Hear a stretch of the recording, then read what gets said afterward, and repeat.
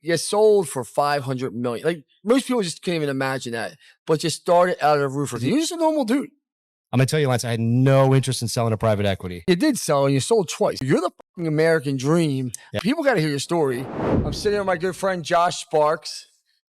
Interesting story how I met Josh before we jump into this is I filled out a form because everybody kept saying IHS. You ever hear Josh Sparks? I'm like, I never heard of him. I Google him. Got a better chance to find a dead body to find this guy sometimes, right? So, and I love Josh. He's a friend of mine, right? And so I reached out to Josh, and me and Josh started talking. And we actually had a meeting, and you said it was funny because we had a Google Meet, and I was like, I invited you into LB Capital. I want you to see what we're building. Yeah. And you were like, I did not expect this call to be this kind of a call because of my social media presence. You're like, I didn't think I was going to like you. Do you remember you saying that to me? 1000%. Yeah. Yeah. I mean, it is true, man. I think there's a little bit of dichotomy between your online, somewhat bombastic persona, and when you invited me into your house, which I thought was pretty special, meeting your wife and kids, and it's just a totally different experience. And we went to that fancy steakhouse. It wasn't fancy. It was like Texas Roadhouse or something. But yeah. No, it was great. Yeah. It was great. I reached out to you because you were the first person which I thought I was one of the front runners in selling a roofing company to a private equity firm. And I found out, obviously, All-Star did, and you. Yeah. But you were a fucking roofer. Oh, yeah. Like, you were a roofer, and, I hope you don't mind me sharing your story. You had a very bad, similar childhood to me. Yeah. Went in the military. Like, you're as self-made gets, which I think that's why we have a connection, right? And we became friends, sure. Can you, you sold for 500 million. Like, most people just can't even imagine that. But you started out as a roofer. Can you talk people through that in a minute or two? Because I want people to understand it's achievable for them. Like, it is. You're just a normal dude. Yeah, I started as a subcontractor, Lance. I think you know that. Obviously the thing that changed my perception on the world was when I was 24 years old, I really thought that anybody who had a lettered truck was an honest business owner. I was so naive. I didn't fucking know. And when I met Betty, when I figured out what that company I was working for, Charger, I was so angry that I'm like, I could just go off in existence, making the money I had based on my childhood. I didn't care. When I met her, I put every penny I had into a full-page Yellow Page ad. It's when the Yellow Page ads work, oh, yeah, right? Absolutely. But I did $1 million in revenue, and it's not the end of the world, right? I made I can't remember what I made, 80 grand, 100 grand or something like that. But what I did is I had a poster behind me. This is why you can't find me on the internet. I had a poster behind me that said, work hard in silence and let your success be the noise. So I just put my head down. I outworked everybody, and I tried to learn. I tried to get better every day, and our business just slowly kept growing over and over. And what I did was I kept investing back into the business and in other things. I bought my first house when I was a kid. Yeah. It's like I always thought that, hey, when first I hit 10 million in revenue, I'm like, tomorrow I could go out of business. Because you know what? There's a guy in my market who was doing more than me that went out of business. And I didn't know why he went out of business. He stopped paying his bills at ABC. He stopped paying his, work comp, and he's gone. And I'm like, wow, maybe I'm not that special. So I just kept my head down. I kept focused, and the business just kept growing. And I'm going to tell you, Lance, I had no interest in selling to private equity. I know your theme is built to sell it, and I don't disagree with that. But I had no interest, man. I had a lot of family working for me, friends working for me, people that had worked for me for over a decade, and I didn't want to subject them to the private equity world where they didn't have me, the reasonable human being roofer in the room, helping to guide that experience, right? Hey, the P&L says you're off by 50 basis points in profit. Fired 6 people. Wait a second. I didn't care if I was off 50 basis points. I didn't even know what 50 basis points were. Yeah. I'm like, no, dude, I'm keeping those people because you know what? I know their family. I know, they're friends. And we get them back in shape, and the business kept growing. And it was, I don't know, man. I pinched myself. But you did sell, and you sold twice. Yeah. And I think you and All-Star are the only two people that sold twice, or even really, that I've sold multiples, but you have the same company. That's impressive. Like, that's real shit. And here's the thing. I bust your stones about not being found on the internet. And I had a heart-to-heart with you. I said, Josh, I'm asking you to come speak. Because you were like, and you said yes. Like, you were going to be cool about it. Yeah. But I was like, Josh, this is going to be good for your brand. You're like, Josh, people need to know your story, buddy. Like, you are the front runner. Like, I know you're my age, but you're the grandfather in roofing of success, right? You're the grandfather, not by age, but you've done it. You battle tested. You're a roofer. You're the fucking American dream. Yeah. people got to hear your story. So work on your brand. Yeah, all right. I mean, I know a guy that might be able to help me with that. I know a guy. Here's another question for you. Be honest. You flew in here, which I appreciate. What do you think of the conference?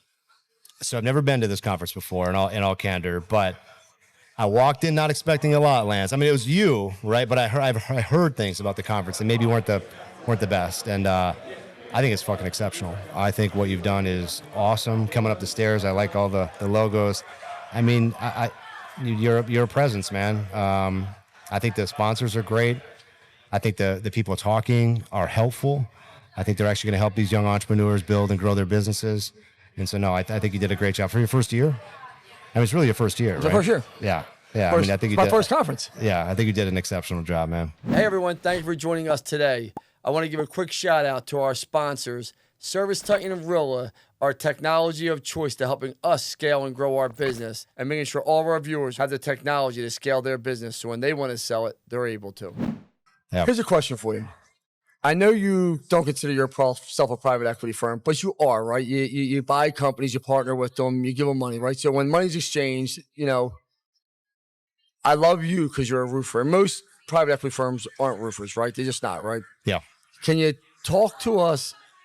Because you help people. You required how many companies? How many partners have you had? 23. You have 23 partners. I think you're going to do close to 400 million this year. 500. 500. Jesus Christ. 500 million. It makes you're the largest roofing company in the country. Give or take. You're right there. Yeah, I don't care about that, but yeah. You're there. Besides being a good guy, and you are a man of the people. That's the one thing I'll say about you. Listen, I'm going to tell you this right now. If I'm in Vegas, I'm flying to Vegas, I text Josh, yo, you want to meet up? He literally comes, meets me. Like, you have no... That was cool, yeah. Like, you're just, like, that guy, yeah. Right? Like, most people, like, would never... Like, I text you text me right back. Or you'll text me something, right? Yeah. Why are you so down to earth and human when you know some PE guys are, but the majority aren't, right? But you seem like you're just, the money's never gotten to you. You seem like you're a man of the people still with all your partners. All your partners have nothing but great things to say about you. I've never heard one person say a bad word about Josh Sparks, not one. Yeah. Well, I talked earlier about, the 5 H's, your history, heroes, heartbreaks, habits, and hobbies. And it was funny, when I got asked that question the first time, I didn't have any heroes. I didn't know who my hero was. I said, I don't know. I just got out of my childhood, as shitty as it was, and I'm just kind of grinding day by day. And then I thought about it, and my hero is my wife's grandpa. My wife's grandpa worked for the Fuller Brush Garbage Company. He was a garbage truck driver. He's an Italian guy. He had 9 kids, lived in a really small house. And he was the nicest freaking human, Lance. When my business started growing, people started getting mad at me. Like, it was weird. Families started like it was so weird. Like, you get these disconnects and you get these people that are haters in the world. And he was never a hater. He always enjoyed conversations. And I always said, man, if I want to be like him. I'm a good business owner, but I want to be like him. When I die and my, whoever's reading my eulogy, I want them to say Josh Sparks was a good human being. He cared about other people. And he tried to bring value to the world.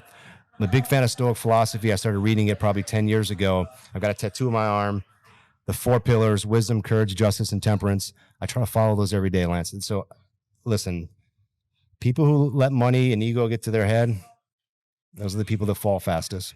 You have definitely such a leadership quality about you and a presence. Like, you're just good.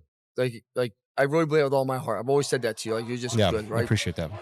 Why do you think leadership is so important in these roofing companies? Because you don't see a lot of them, right? Like, you just don't, right? Like, and that's not me taking a shot at the roofing people, because obviously I'm all in on roofing. I believe in change, bringing the community together that I talk to you about a lot, right? Yeah. But can you really identify what makes you focus so much on leadership and why people should?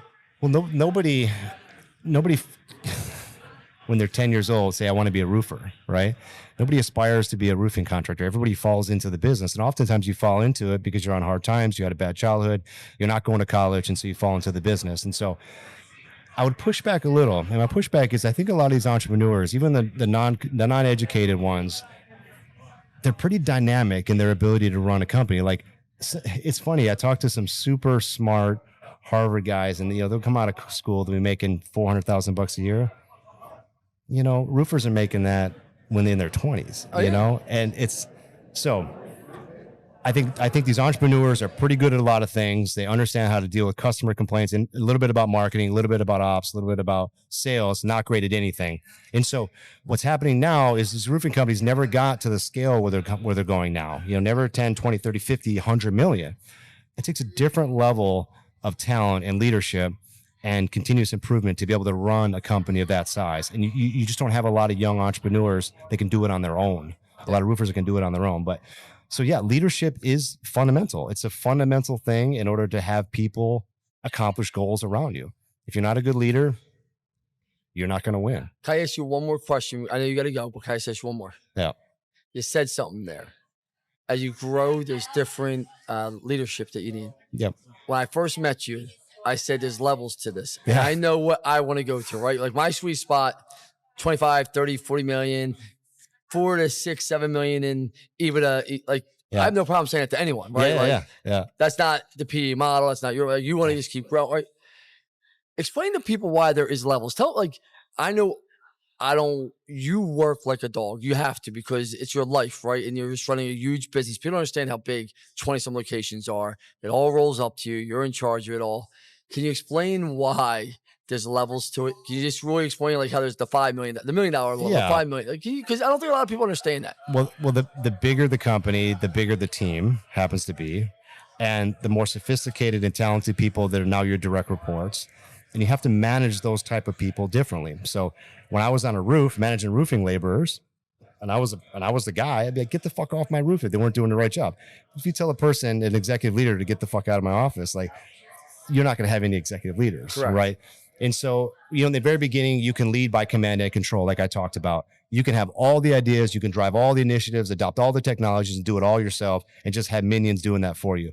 But as a company scales and you get, 100, 200, 300 employees, and you want to build long-term success, you can't lead that way anymore. And if you're not willing to improve as a leader, a lot of times what we see in this industry, Lance, is that, and not even this industry, a lot of industries, is that the ceiling of the company's ability is capped by the person who's leading the business. Okay, it's capped by the person. So you have to think about that. And if you can either step aside and bring someone in to run it, or you need to elevate yourself. And that's what I'm trying to do every day. I don't have an MBA. I'm not a college educated guy, but I'm trying to continue to build this leader because again, I think it's incumbent upon leaders who want to stay in those roles to develop so people can be great. And I will continue to run this company until every single unscrupulous contractor is rid from the world. I like that. Listen, Josh, thank you for coming. Yeah. Thank you for being a friend. I appreciate you. If you don't know Josh Sparks, it's going to be hard to follow him anywhere. Do you have an Instagram or Facebook yet? Jesus Christ, this guy.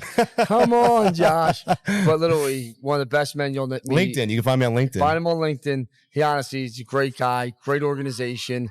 If you don't know IHS, you should look him up because just look him up. Spend 10 minutes with him, 15 minutes with him. If you own a roofing company, he's going to help impact you the way you impacted me. And I appreciate that, brother.